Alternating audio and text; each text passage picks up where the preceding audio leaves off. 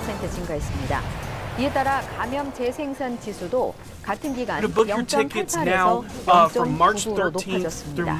감염 재생산 지수는 확진자 한 명이 다른 사람 몇 명을 감염시키는지 나타내는 지표로 이 지수가 1 미만이면 유행 억제, 1 이상이면 유행 확산을 뜻합니다. 원어민 강사들의 홍대 모임을 고리로 한 감염이 경기도의 여러 어학원으로 번지면서 확진자가 131명까지 급증했습니다. 성남시 어학원의 다른 지점에서도 원생 5명이 추가로 감염됐는데 방역당국은 음성이라고 거짓말하다 확진된 강사 때문에 초기 대응이 늦어진 것으로 보고 고발을 검토하고 있습니다. 보도에 김다연 기자입니다. 원어민 강사 모임에서 시작된 감염이 경기도 내 학원으로 빠르게 번지고 있습니다. 지난 22일 첫 확진자가 나온 지 닷새 만에 감염 인원이 세 자릿수로 늘었습니다. 성남과 부천, 고양, 의정부 등에 있는 학원에서 감염이 확산하는 가운데 성남 어학원의 경우 애초 집단 감염이 시작된 판교점이 아닌 정자점에서도 추가 확진자가 발생했습니다. 접촉자로 분류됐는데도 검사를 미루다가 뒤늦게 확진 판정을 받은 강사 A씨가 두 지점을 오가며 수업을 하다가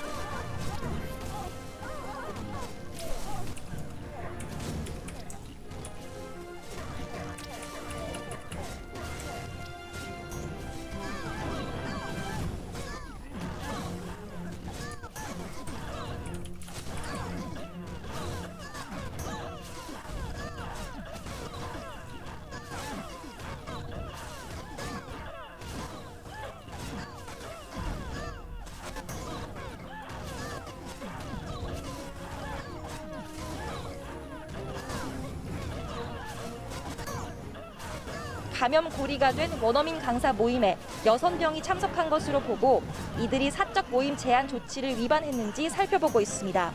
YTN 김다연입니다. 충남 천안시 동남구 자동차 부품회사 관련 집단 감염이 확산할 기미를 보이고 있습니다. 앞서 직원과 가족 등 13명이 확진된 데 이어서 같은 산업단지 입주업체 선제 검사 과정에서 다른 회사 직원 2명이 확진 판정을 받았습니다. 천안시는 집단 감염이 발생한 업체가 있는 풍세 산업단지에 선별 진료소를 차리고 70여 개 입주 기업에 대해서 전수검사를 벌이고 있습니다. 코로나19 델타 변이 바이러스가 영국을 비롯한 각국에서 우세종으로 자리 잡은 가운데 국내에서도 올 가을에는 우세종이 될 것이란 전망이 나옵니다.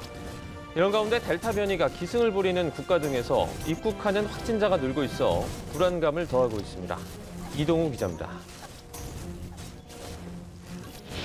영국을 비롯한 유럽과 남아공 등에서 인도발 델타 바이러스가 우세종으로 자리 잡아가는 가운데 국내에서도 델타 바이러스 확산 우려가 커지고 있습니다. 현재까지 국내 감염자는 190명 정도이고 전체 변이 감염자의 8.5%에 불과합니다.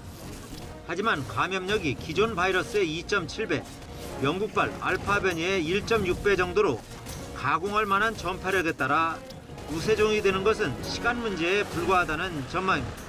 이게 30% 가까운 우세종으로 이제 성장하는데 한 비슷한 기간이 걸릴 거라고 생각하면 올 가을 9월, 10월쯤에는 델타 변이가 우리나라에도 우세종이 될 가능성이 높아 보입니다. 이런 가운데 델타 바이러스가 기승을 부리는 인도네시아나 남아공 등에서 입국하는 확진자가 늘고 있습니다. 우즈베키스탄은 현지 방역 상황이 심각해진 영향이 크다는 분석입니다. 인도네시아에서 입국한 확진자 25명 가운데 23명은 검역 단계에서 2명은 자가격리 중 확진 판정을 받았습니다. 인도네시아를 포함해서 동남아시아 국가로부터 입국하시는 외국인들로부터 우리 국민들이 감염될 가능성이 100% 막을 수 있는 방법은 없기 때문에 지금으로서는 특별한 강력한 조치들이 필요하고 해외 유입 확진자는 이달 초에는 10여 명 수준이었는데 최근 일주일 평균 36.4명으로 급증하고 있습니다. 정부는 입국자에 대한 검역을 강화하고 델타 변이에 대한 지역사회 감염을 막기 위해 모든 수단을 강구하겠다고 강조하고 있습니다. 또 전염력이 강한 델타 변이라도 2차 접종까지 마치면 화이자 백신의 경우 88%, 아스트라제네카는 60%까지 예방할 수 있다며 백신 접종에 적극 나서달라고 당부했습니다. YTN 이동호입니다. 지난해 코로나19로 해외여행뿐만 아니라 국내 관광도 크게 위축된 것으로 나타났습니다. 한국문화관광연구원의 조사를 보면 지난해 우리나라 국민의 국내 여행 총 횟수는 2억 2,519만 회, 1인당 국내 여행 횟수는 4.95회로 1년 전보다 35% 줄었습니다. 월별로 보면 코로나19 유행이 시작된 2월에서 3월에 1월의 절반 수준으로 줄었다가 4월에서 7월 서서히 회복세를 보였지만 8월에서 9월 코로나19 2차 유행과 연말 3차 유행으로 다시 감소세를 나타냈습니다. 이 코로나19가 확산한 뒤 국내에서 처음으로 4,000명이 참석하는 대규모 야외 콘서트가 열렸습니다. 코로나19 감염 확산을 위해 참석자들은 신속 항원 검사를 받은 뒤 입장했고 이른바 떼창과 환호 대신 박수로 화답했습니다. 신윤정 기자입니다. 서울 올림픽 체조 경기장이 거대한 방역센터로 변신했습니다. 인근에서 열리는 야외 음악 축제, 뷰티풀 민트라이프 관객들의 신속 항원 검사를 위해서입니다. 10분 정도면 코로나19 감염 여부가 나오는데 이번 공연에서 양성이 나온 사람은 없었습니다. 대기가 긴 거는 불편하긴 했는데 그래도 그 키트 자체가 그렇게 어렵거나 그러지 않아서 인터넷이나 이런 식으로만 접촉하고 이랬다가 실제로 볼 수 있으니까 좋았던 것 같아요. 체온 측정과 QR 체크 등을 거쳐 마침내 입장한 올림픽 공원 88 잔디마당 야외 공연장. 드넓은 잔디밭, 맑은 초여름 오후를 수놓는 라이브 선율에 마스크를 착용한 관객들의 얼굴에도 기대와 설렘이 퍼져갑니다. 예년과 달리 기립 관람, 즉 스탠딩 존은 없고 공연 중 술은 물론 음식물 섭취도 제한됩니다. 함께 노래를 따라 부르는 이른바 떼창과 환호도 할 수 없습니다. 대신 거리 두기를 준수해 마련된 고정 의자나 돗자리에 앉아 가볍게 몸을 움직이고 어느 때보다 큰 박수를 치며 공연을 즐겼습니다. 일어나서 뭐 춤춘 사람도 있고 그다음에 치킨 이런 걸 먹어야 되는데 못하는 게 좀 답답하거든요. 예, 그런 거 빨리 풀렸으면 좋겠어요. 이번 공연은 코로나19 확산 이후 1년 8개월 만에 국내에서 열리는 대규모 야외 콘서트입니다. 하루 관객 4,000명씩 이틀 동안 열렸는데 정부가 최근 대중음악 공연 관객 제한을 100명 미만에서 4,000명까지 늘려 열릴 수 있었습니다. 제가 작년에 데뷔를 해서 사실 이렇게 큰 야외 공연장에서 공연하는 건 처음이었는데 생각보다 잘 진행된 것 같아서 너무 기쁩니다. 이런 어려운 시기에서 뭔가 공연을 안정적으로 할 수 있다는 약간의 자신감을 회복하고 가능성을 발견한 것만으로도 큰 의미가 있다고 생각합니다. 코로나19 시대 공연 관람의 새 기준을 마련한 관객들과 가수, 주최 측 모두 한마음으로 일상 회복의 기대감을 키웠습니다. YTN 신윤정입니다. 우리 국민 10명 가운데 6명은 문재인 대통령의 도쿄올림픽 참석에 반대하는 것으로 나타났습니다. YTN이 리얼미터에 의뢰해서 실시한 여론조사에서 문 대통령의 도쿄올림픽 기간 중 방일에 대해 60.2%가 반대한다는 의견을 보였고 찬성 의견은 33.2%에 불과했습니다. 연령대별로는 40대에서 반대 응답이 71.5%로 가장 높았으며 찬성 의견은 60대에서 43.1%로 높게 나타났습니다. 반대 의견은 이념의 성향과 관계없이 큰 차이를 보이지 않았는데 진보층에서 64.7%, 보수층에선 59.4%였습니다. 지지 정당별로는 민주당 지지층에서는 71.3%, 국민의힘 지지층은 54.3%가 반대한다고 응답했습니다. 이번 조사의 표본 오차는 95% 신뢰 수준에서 플러스 마이너스 4.4%포인트로 자세한 내용은 중앙선거 여론조사 심의위원회 홈페이지를 참고하면 됩니다.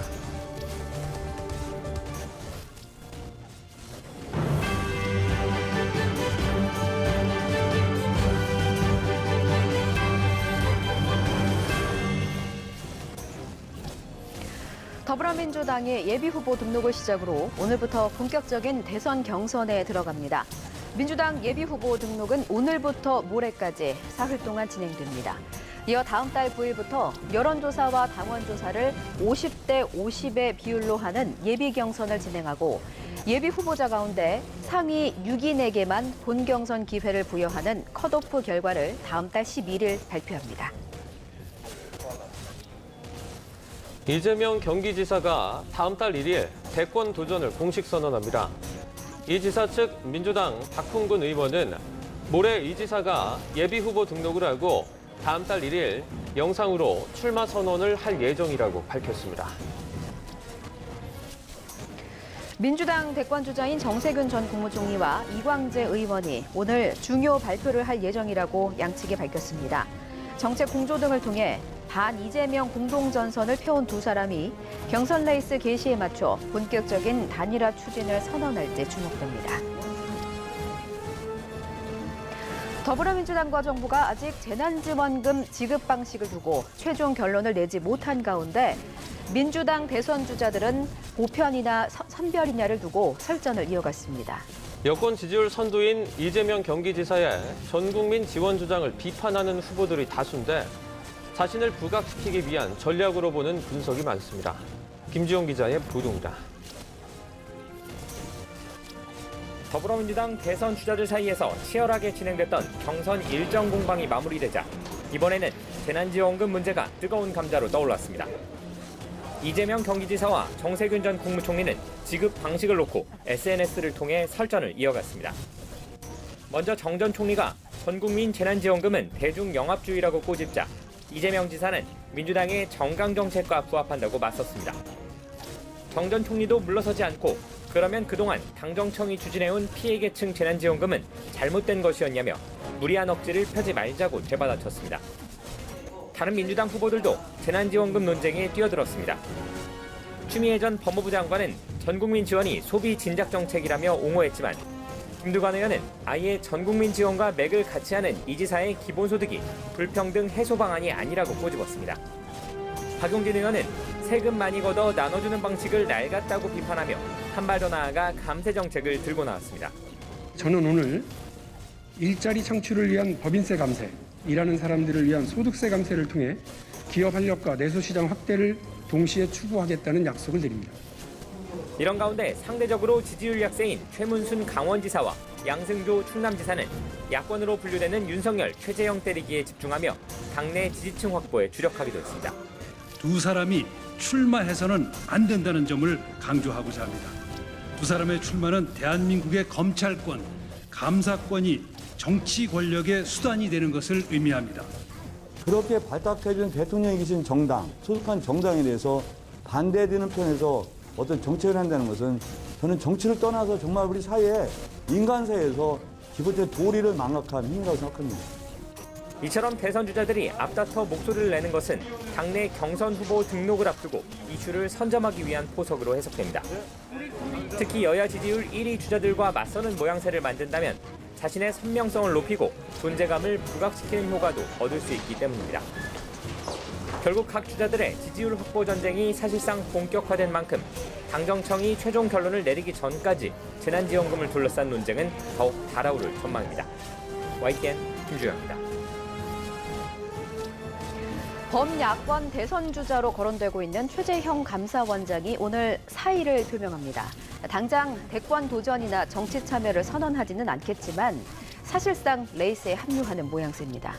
특히 유력 주자인 윤석열 전 검찰총장의 대선 출마 선언 하루 전이라는 점에서 미묘한 분위기가 감지됩니다. 박석영 기자입니다. 최재형 감사원장은 최근 국회에서 대선 출마에 대한 질문에 굳이 부인하지 않았습니다. 그 부분에 대해서는 다양한 판단이 있다고 생각합니다. 이 부분에 대해서는 제가 제 생각을 정리해서 지금 여야를 휴일 서울 서대문구의 한 교회에서 예배를 마친 뒤 기자들과 만난 최 원장은 다음 날인 오늘 사의를 표명하느냐는 질문에 고개를 끄덕이며 긍정적인 의사를 내비쳤습니다. 부인 이소연 씨도 오늘 말씀드리겠다고 거들었습니다. 최 원장 측 핵심 관계자 역시 YTN과의 통화에서 시기는 오늘이 확실해 보인다고 했습니다. 사태의 변에는 정치적 외풍 속에 어떤 식으로든 의심을 받는 상황에서 지금 나가는 게 오히려 감사원의 중립을 지키는 것이라는 내용이 담길 것으로 전해졌습니다. 하지만 대권 도전이나 정치 참여 선언이 그다지 멀지 않을 것인 만큼 사태 표명만으로 대선 레이스에 가세하는 모양새입니다. 문제는 그 시점이 윤석열 전 검찰총장의 대선 출마 선언 하루 전이라는 점에서 미묘한 신경전이 시작됐다는 분석이 나옵니다. 야권 여론조사 1위인 윤 전 총장은 내일 윤봉길 의사 기념관에서 대선 출마 선언을 앞두고 휴일에 행사장을 둘러보고 공보팀을 강화하는 등 부쩍 신경 쓰는 분위기입니다. 출마 선언에 담을 메시지를 놓고도 전문가 의견과 여론을 점검하고 막판 고심을 거듭하고 있는 것으로 전해졌습니다. 지난 24일 국민의힘에 복당한 홍준표 의원은 사실상 대권 홍보에 시동을 겁니다. 연일 윤 전 총장을 공격하고 있는 홍 의원은 대선 공약집이나 다름없는 대국민 면접 보고서를 발표하는데 윤 전 총장의 대권 출마 선언 1시간 뒤입니다. 이처럼 유력 주자들의 이른바 디데이 경쟁, 스포트라이트 신경전이 벌써부터 치열하게 펼쳐지면서 야권의 대선 구도도 더욱 요동칠 것으로 보입니다. YTN 박서경입니다. 문재인 대통령의 국정운영 긍정평가가 한 주 전과 변동이 없는 가운데 부정평가가 소폭 감소했습니다. YTN이 리얼미터에 의뢰한 여론조사 결과 문 대통령 국정수행에 대한 부정평가는 전주보다 0.1%포인트 내린 56.6%, 긍정평가는 전주와 같은 39.6%로 집계됐습니다. 정당별 지지율에선 국민의힘이 1.7%포인트 내린 38%로 나타났고 민주당은 0.3%포인트 오른 29.7%를 기록했습니다. 국민의당과 열린민주당, 정의당은 각각 7.1%와 6.6%, 4.3%로 한 주 전보다 조금씩 상승했습니다. 이번 조사는 21일부터 25일까지 5일 동안 전국 만 18세 이상 유권자 2,513명을 상대로 진행했고 표본 오차는 95% 신뢰준에 플러스 마이너스 2%포인트입니다. 전체 질문지 등 자세한 내용은 리얼미터나 중앙선거 여론조사심의위원회 홈페이지를 참고하면 됩니다. 네, 방금 들어온 속보입니다. 서연고 김휘성 학생이 실종된 지 일주일이 됐는데요. 숨진 채 발견이 됐다는 속보가 들어왔습니다. 너무나 안타까운 소식이 들어왔습니다. 분당 서연고 3학년 학생 김휘성 군이 숨진 채 발견이 됐다 이렇게 경찰에서 알려왔고요. 발견된 시각은 오늘 새벽 6시 반쯤입니다. 성남시 분당구 새마을연수원 정문 야산 능선에서 발견이 됐습니다. 실종 일주일 만에 숨진 채 발견되면서 너무나 안타까운 소식이 전해졌습니다. 이와 관련한 자세한 내용은 이어지는 뉴스에서 전해드리도록 하겠습니다. 54억 원을 대출받아서 부동산을 샀지만 투기는 아니라고 해명하던 김기표 청와대 반부패 비서관이 해명 하루 만에 결국 자리에서 물러났습니다. 인사검증 당시 이 같은 사실을 알았다는 청와대는 부실검증 비판을 피하기는 어려워 보입니다. 홍선기 기자입니다. 해명 자료까지 내며 투기 의혹을 부인하던 김기표 청와대 반부패 비서관이 해명 하루 만에 결국 사퇴했습니다. 반부패 비서관은 투기 목적으로 부동산을 취득한 것이 아니더라도 국민이 바라는 공직자의 도리와 사회적 책임감을 감안할 때 더 이상 국정 운영에 부담이 되어서는 안 된다라는 뜻을 밝혔습니다. 문재인 대통령도 김 비서관의 사의를 즉각 수용했습니다. 부동산 구입을 위해 54억 원을 대출받았지만 투기는 아니라는 김 비서관의 해명이 이른바 영끌 투기 논란을 잠재우지 못했기 때문입니다. 청와대 고위 관계자는 해명이 국민을 납득시키지 못했다면 인사권자는 국민 눈높이에 맞는 조치를 취하는 것이 마땅하다고 말했습니다. 사실상 인사권자인 문 대통령이 김 비서관을 경질한 셈입니다. 길도 없는 맹지를 사놓고 개발과는 무관하다는 해명은 물론 대출받은 54억 원의 사용처를 설명하지 못한 점이 설득력이 없다고 본 겁니다. 문제는 이 같은 사실을 김 비서관 임명 당시에 이미 청와대가 알고 있었다는 점입니다. 청와대는 인사검증 당시 부동산 내역과 자금 조달 방식을 확인했지만 투기 목적은 아닌 것으로 판단했다고 설명했습니다. 그때는 문제가 없다고 보고 임명해놓고 이제 와서 국민 눈높이를 이유로 경질했다는 건데 비판이 제기될 수밖에 없는 대목입니다. 청와대는 부실 검증 지적에 대해서는 인사검증 시스템이 완전하지 않다고 강조하고 비판을 겸허히 수용한다고 밝혔습니다. 청와대는 인사검증 시스템의 한계를 호소했지만 청와대의 검증 눈높이가 국민 눈높이와 맞지 않는 것은 아닌지 되짚어볼 대목입니다. YTN 홍성기입니다. 더불어민주당 송영길 대표는 청와대의 검증이 부실했던 것이 아니냐는 지적은 당연하다며 잘 점검해봐야 한다고 밝혔습니다. 송 대표는 청와대가 김기표 비서관의 사의를 즉각 수리한 것에 대해 신속히 잘 처리했다고 생각한다면서 청와대 반부패 비서관이 50억이 넘는 돈을 빌려 투자했다는 것은 법률적으로 문제가 없어도 부적절하다고 지적했습니다.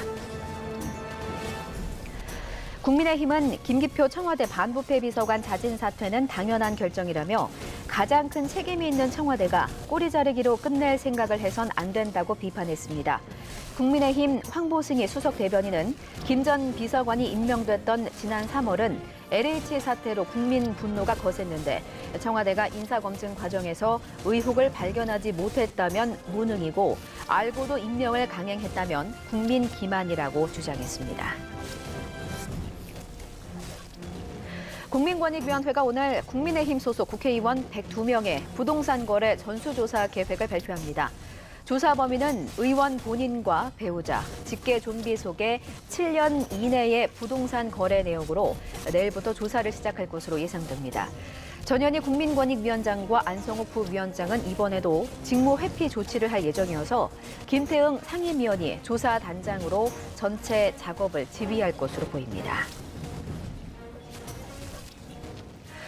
국민의힘이 대변인 선발을 위해 진행하고 있는 토론 배틀 나는 국대다가 16강전을 치렀습니다.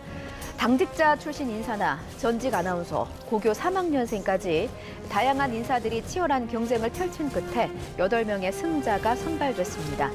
참가자들이 펼쳤던 뜨거운 토론의 모습 영상으로 함께 보시죠. 서울시 기준으로요. 기본요금 1,250원, 왕복 2,500원으로 한 달 동안 지하철을 타시게 된다면 지하철비만으로 생활비의 10%를 상회하는 금액을 생활비로 지출하시게 됩니다. 진짜 문제, 핵심 문제는 일하는 사람 대비 노령 인구를 의미하지요. 부양비가 증가하는 것이 가장 핵심적인 문제입니다. 정책은요, 지속 가능해야 됩니다. 우리가 지금 이미 받고 있는 혜택을 갖다 뺏을 게 아니고 이거 전국적으로 확대해가지고 노인분들이 자기가 가지고 있는 권한과 권리를 충분하게 사용할 수 있도록 하는 것이 바로 국가의 책임이자 의무라고 생각합니다. 이 안건에 대해서 반대를 하실 거라면 대안을 좀 제시를 해주셨으면 좋겠습니다. 예를 들어서 지원금을 아예 지원하면 안 된다는 것인지 선별적 지원이라면 업종별 2차, 3차, 4차처럼 업종별로 지원을 할 것인지. 국민의 아픈 현실에 대해서 이것을 그런 식으로 포퓰리즘의 방식으로 이해한다는 것은 어떤 정책적 지원을 정치적으로 해석하는 것이다. 저는 이렇게 말씀드리고 싶습니다. 민경욱 전 미래통합당 의원이 제기한 4.15 총선 무효 소송에 따른 재검표가 오늘 진행됩니다. 오늘 검증에서는 재검표에 앞서 사전 투표용지에 인쇄된 QR코드 분석도 이루어질 예정입니다. 앞서 민 전 의원은 지난해 4.15 총선에서 낙선하자 QR코드 전산과 투표용지 조작으로 이루어진 부정선거라며 무효 소송을 냈습니다. 사모펀드 운용사를 실질적으로 운영하면서 회사 돈을 빼돌린 혐의 등으로 징역 4년을 선고받은 조국 전 법무부 장관의 오촌 조카 조범동 씨가 이번 주 대법원 선고를 받습니다. 재작년 조 전 장관 일가를 향한 검찰 수사가 시작된 뒤에 관련 사건에서 대법원의 판단이 나오는 건 이번이 처음입니다. 나혜인 기자입니다. 조범동 씨는 조국 전 장관 가족이 투자한 사모펀드 의혹의 핵심 인물입니다. 자산운용사 코링크피를 실질적으로 운영하며 허위 공시를 하고 회사 돈을 빼돌린 혐의 등으로 재작년 10월 구속 기소됐습니다. 1심과 2심 법원은 자본시장법 위반과 72억 원대 횡령, 배임 등의 혐의를 유죄로 인정해 징역 4년에 벌금 5천만 원을 선고했습니다. 다만 정경심 동양대 교수가 허위 컨설팅 계약으로 회사 돈을 빼돌리는 등 조씨 범행에 공모했다는 검찰 주장은 대부분 받아들이지 않았습니다. 조 씨는 2심 판결 5달 만인 오는 30일 대법원 선고를 받습니다. 파기환송되지 않으면 조 전 장관 가족 관련 사건 가운데 첫 확정 판결로 기록됩니다. 정경심 교수 관련 증거를 숨겨준 혐의로 기소된 자산관리인 김경록 씨도 다음 달 8일 대법원 선고를 앞두고 있습니다. 재작년 검찰 수사가 본격화하자 정 교수 컴퓨터, 하드디스크 등을 숨긴 혐의로 2심까지 징역 8개월에 집행유예 2년의 유죄 판결을 받았습니다. 조 전 장관 부부를 비롯한 나머지 사건들은 아직 하급심 재판이 한창입니다. 교사 채용 비리 등 웅동학원 관련 의혹으로 1심에서 징역 1년을 선고받은 조 전 장관 동생 조건 씨는 오는 8월 26일 항소심 선고가 예정돼 있습니다. 자녀 입시 비리와 사모펀드 관련 혐의 등으로 1심에서 징역 4년을 선고받은 정경심 교수 2심도 다음 달 마무리될 예정이라 비슷한 시기 결론이 나올 수 있습니다. 조 전 장관 아들 허위 인턴 의혹에 연루돼 업무방해와 선거법 위반 혐의로 각각 기소된 최강욱 열린민주당 대표도 1심 유죄 판결에 모두 불복해 항소심 재판을 앞두고 있습니다. 가장 더딘 재판은 유재수 전 부산시 부시장 감찰 무마와 가족 비리 혐의로 기소된 조 전 장관 본인 사건으로 아직 1심 결론도 나오지 않아 최종 사법 판단까지는 상당한 시간이 더 걸릴 전망입니다. YTN 나힌입니다. 윤석열 전 검찰총장의 장모가 도이치모터스 주가 조작 연루 의혹을 거듭 부인하며 검찰 수사팀과 언론 사이에 유착이 의심된다고 주장했습니다. 윤 전 총장 장모 최모 씨의 변호인은 어제 입장문을 내고 최 씨는 주가 조작에 관여한 사실이 없을 뿐 아니라 의혹의 핵심 인물인 도이치모터스 측근 A 씨가 아이프를 공유했다는 제3자가 누군지도 모른다고 밝혔습니다. 그러면서 해당 보도는 증거자료와 수사팀 내부 기밀인 법리검토 내용을 근거로 해 검찰과 언론의 유착이 매우 의심된다며 내부자료 유출 경위가 밝혀져야 하고 법적인 조치도 검토하겠다고 덧붙였습니다. 한동훈 검사장의 휴대전화를 압수수색하는 과정에서 폭력을 행사한 혐의로 기소된 정진웅 차장검사의 1심 재판이 오늘 마무리될 예정입니다.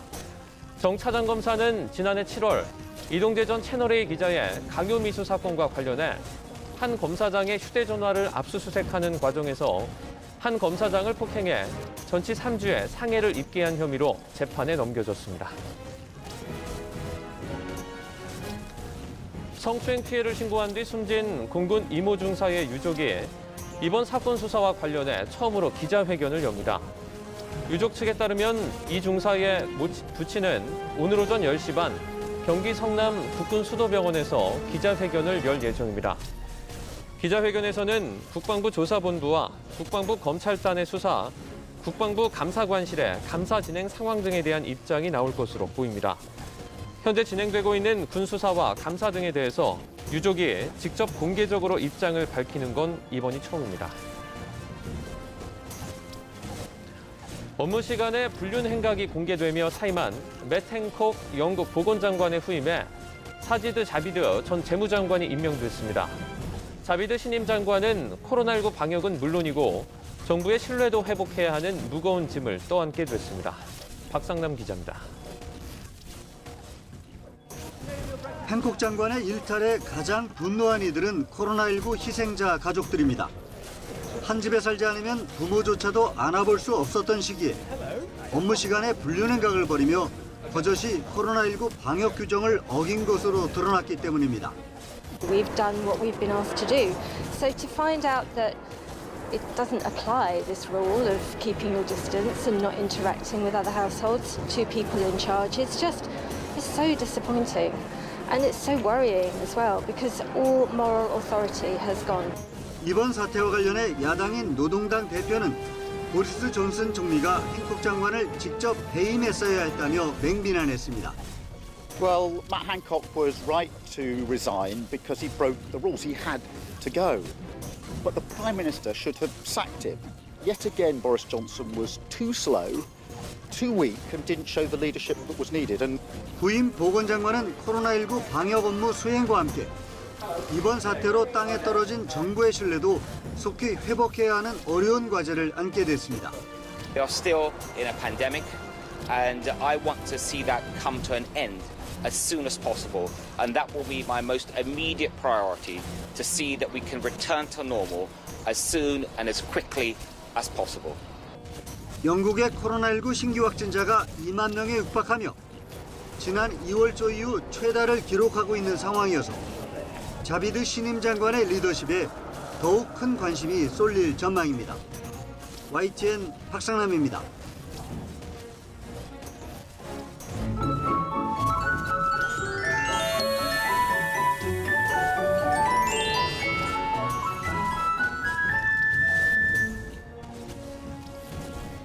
오늘도 서쪽 지방은 기온이 크게 올라 덥겠습니다. 오늘 서울의 한낮 기온은 29도, 광주는 30도까지 올라 후텁지근하겠고요. 동풍이 불어드는 동해안 지방은 속초가 23도 선에 그치는 등 비교적 선선하겠습니다. 어제에 이어서 오늘도 소나기 소식이 들어 있습니다. 현재 곳곳에 산발적으로 소나기 구름이 발달해 있는데요. 오늘 밤까지 중부와 호남, 영남 서부 내륙에는 10에서 60mm, 제주도에도 최고 20mm가량의 소나기가 지나겠고요. 돌풍과 벼락, 우박을 동반하기도 하겠습니다. 또 동해안 지방은 동풍의 영향으로 가끔 비가 조금 내리겠습니다. 오늘 낮 기온은 어제와 비슷하겠는데요. 서울의 한낮 기온은 29도, 대전은 30도까지 오르겠고 포항은 24도 선에 그치겠습니다. 수요일인 모레까지 소나기 소식이 작겠고요. 한 주간 예년보다는 더운 날씨가 이어질 전망입니다. 지금까지 날씨 정보였습니다. 이 시각 주요 뉴스입니다. 지난 22일 실종됐던 경기도 분당 서현고등학교 3학년 김휘성 군이 숨진 채 발견됐습니다. 경찰은 오늘 아침 성남시 분당구 새마을 연수원 근처 산책로에서 김 군이 숨진 채 발견됐다고 밝혔습니다. 만 30세 미만 상반기 코로나19 백신 접종 대상자 가운데 아직 접종을 받지 못한 사람들에 대한 사전 예약이 오늘 시작됩니다. 경찰, 소방 등 사회 필수 인력과 9살 이하 어린이 교사와 돌봄 인력 등 11만 명이 대상입니다. 민주당이 오늘 예비후보 등록을 시작으로 본격적인 대선 체제에 돌입합니다. 야권에서는 최재형 감사원장이 오늘 사퇴 의사를 표명하면서 사실상 대권 경쟁에 합류할 것으로 보입니다. 성추행 피해를 신고한 뒤에 숨진 공군 이모 중사의 유족이 사건 수사와 관련해 처음으로 기자회견을 엽니다. 국방부 조사본부와 국방부 검찰단의 수사, 국방부 감사관실의 감사 진행 상황 등에 대한 입장을 밝힐 예정입니다. 네, YTN 24 이어갑니다. 안타까운 소식이 조금 전에 전해졌습니다. 분당에서 실종된 서현고등학교 3학년 김휘성 군이 숨진 채 발견됐다. 경찰이 이렇게 알려왔습니다. 발견된 시각이 오늘 새벽 6시 반쯤입니다. 성남시 분당구 새마을 연수원 정문 야산 능선에서 발견이 됐고요. 민간 특수수색견이 발견한 것으로 전해지고 있습니다. 자, 서현고 3학년의 김휘성 군 마지막 행적이 서점에서 문제집을 구매한 것이었습니다. 그 후에는 행방이 묘연했는데 안타깝게도 실종 일주일 만에 숨진 채 발견됐다는 소식이 전해졌습니다. 이와 관련한 소식은 취재기자가 연결되는 대로 제가 다시 한번 연결해서 전해드리도록 하겠습니다. 다음 달 1일부터 수도권은 새로운 사회적 거리두기 2단계가, 비수도권은 1단계가 적용됩니다. 다만 첫 시행 2주 동안은 지역별 상황에 맞춰 사적 모임 인원 제한 등이 유지되는 강화된 거리두기 조치가 시행되다가 점차 완화될 예정입니다. 권남기 기자입니다. 새로운 거리두기의 지역별 단계가 발표됐습니다. 전체 4단계 가운데 코로나19 유행 상황에 따라 전국이 1단계와 2단계로 나뉘었습니다. 우선 확산세가 여전한 서울과 인천, 경기 등 수도권은 2단계입니다. 최근 확진자의 70% 이상이 집중되고 있는 수도권은 개편한 2단계를 적용하되 2단계에선 9명 이상 사적 모임과 100명 이상의 행사나 집회가 금지됩니다. 집합금지 없이 유흥시설이나 노래 연습장, 식당, 카페의 영업은 자정까지 가능하고 종교시설은 전체 수용 인원의 30%까지 입장할 수 있습니다. 다만 수도권은 다음 달 중순까지는 사적 모임이 6명까지로 집회는 50명 미만으로 제한됩니다. 수도권을 제외한 나머지 모든 지역은 가장 낮은 1단계가 적용됩니다. 1단계는 사적 모임 인원 제한도, 식당이나 카페 등의 운영 시간 제한도 없습니다. 다만 500명 이상 행사나 집회는 금지되고 종교시설도 전체 좌석수의 절반까지만 입장할 수 있습니다. 마스크 착용이나 손 씻기 등 기본 방역 수칙만 지키면 사실상 코로나 이전의 일상과 크게 다르지 않은 겁니다. 하지만 비수도권도 7월 첫 2주 동안은 지역별 상황에 맞게 서로 다른 강화된 방역 조치가 이뤄집니다. 대부분 사적 모임을 8명까지 허용하는 가운데 관광객이 많이 찾는 제주는 6명까지로 제한합니다. 다만 충남은 최근의 확산세에도 인원 제한을 해제했습니다.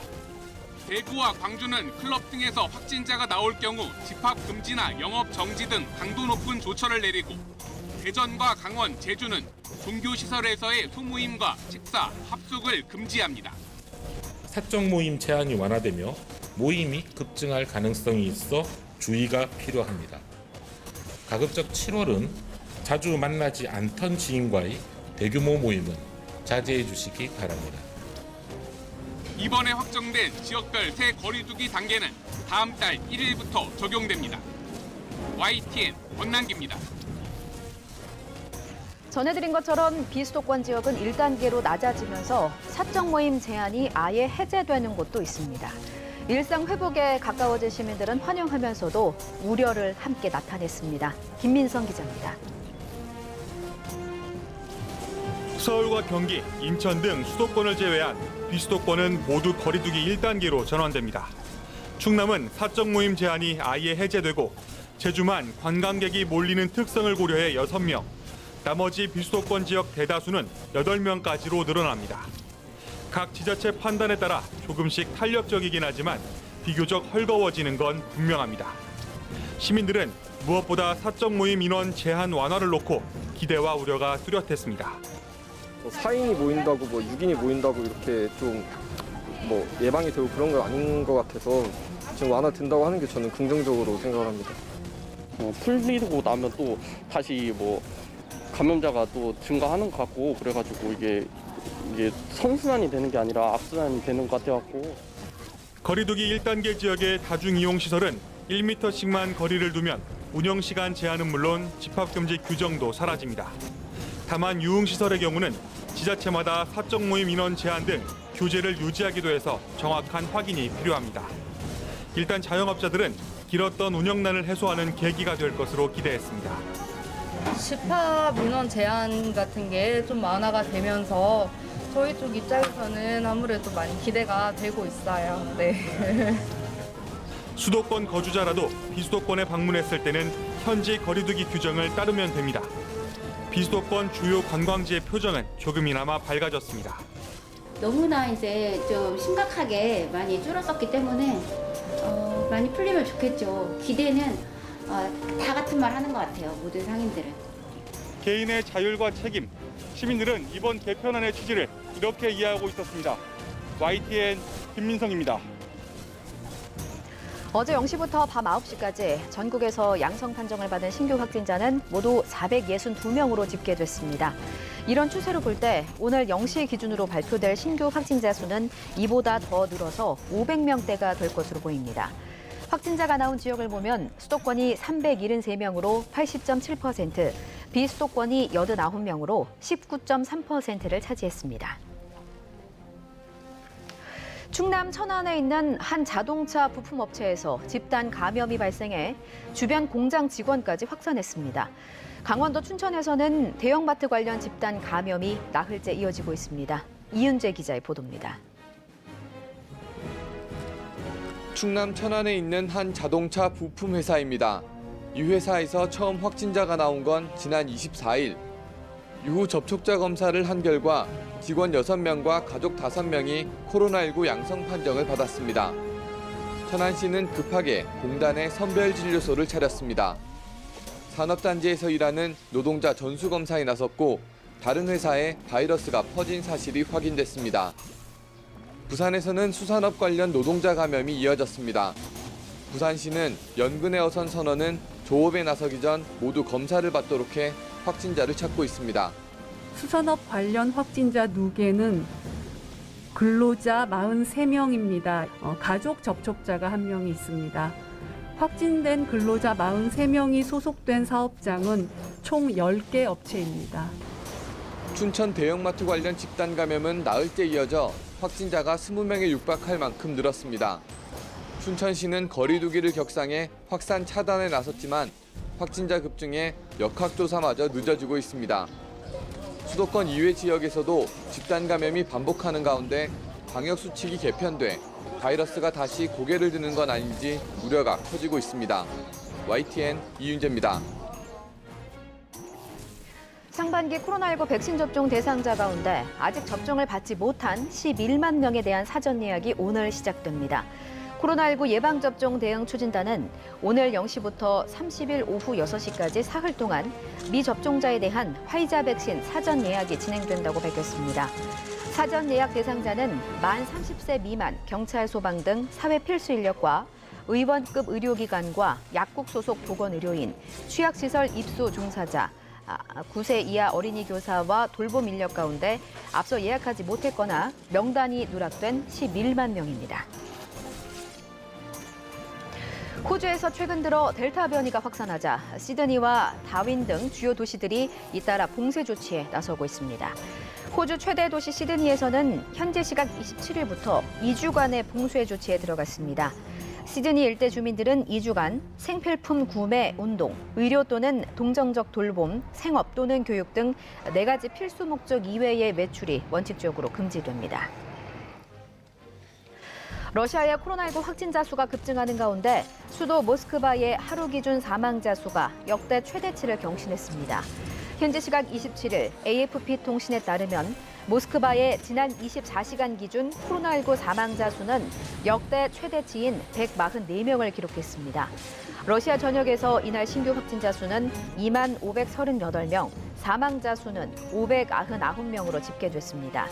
특히 모스크바에서는 영국발 알파 변이 바이러스보다 전염력이 60% 이상 강한 인도발 델타 변이가 확산 중입니다. 현재 델타 변이의 확산으로 신규 확진자 수가 폭증하고 있는 나라가 영국과 인도네시아입니다. 방역에 고삐를 쬐어도 부족할 시기에 영국에서는 정부의 봉쇄 해제 연기 조치에 반발해 반정부 시위가 벌어졌고, 인도네시아에서는 수천 명이 전통 종교 의식을 지내겠다며 등반에 나섰습니다. 보도에 김정혜 기자입니다.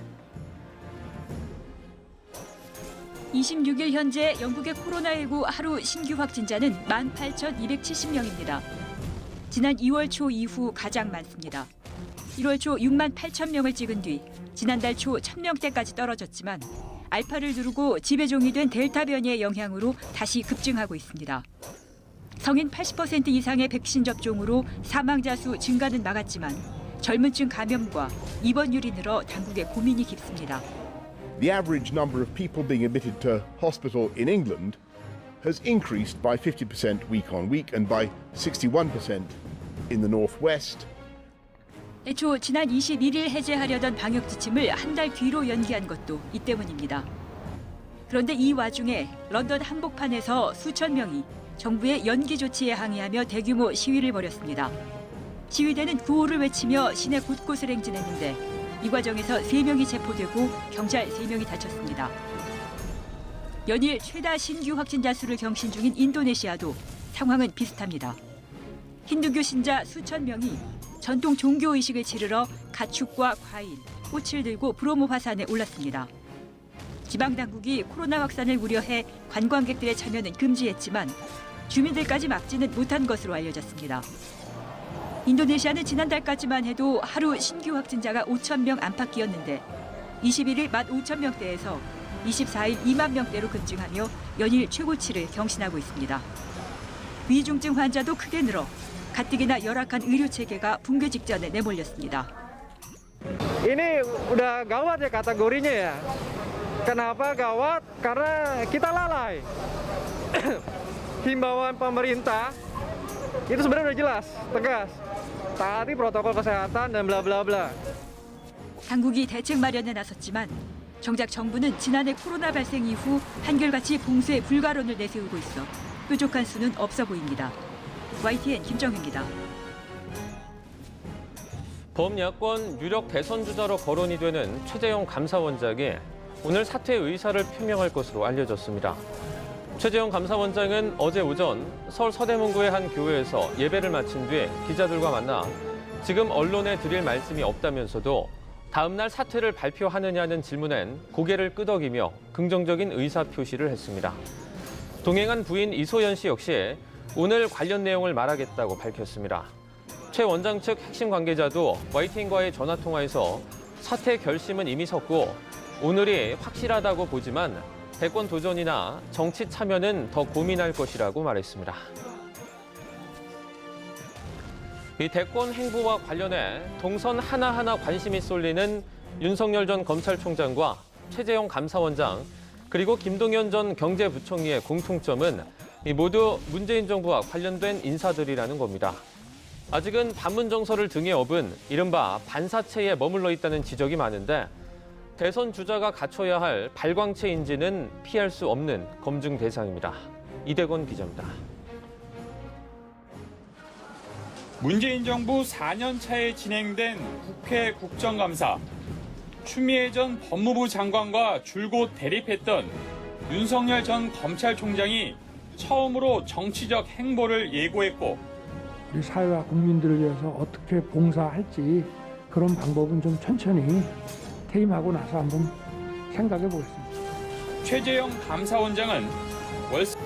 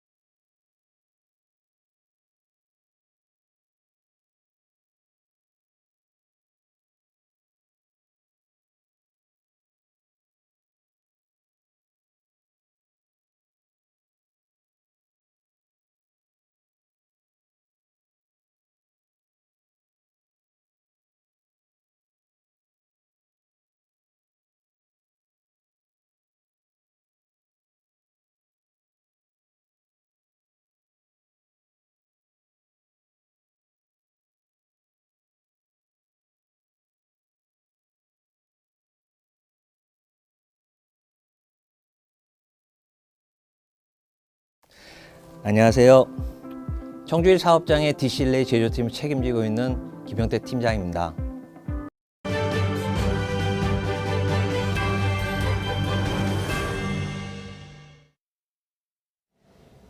미국 플로리다주 아파트 붕괴 사고로 인한 사망자가 9명으로 늘어난 가운데 150여 명의 실종자 수색 작업이 계속되고 있습니다.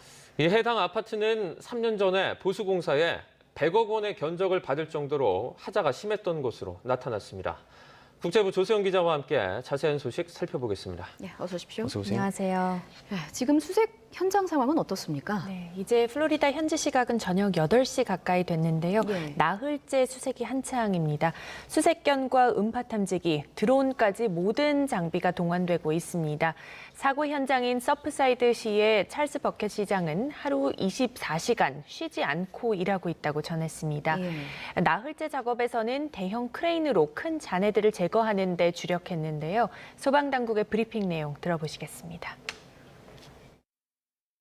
It's a very, very slow process because if there's anything we see, we need to make sure we're going through in a very slow, methodical process for the best attempt of a rescue.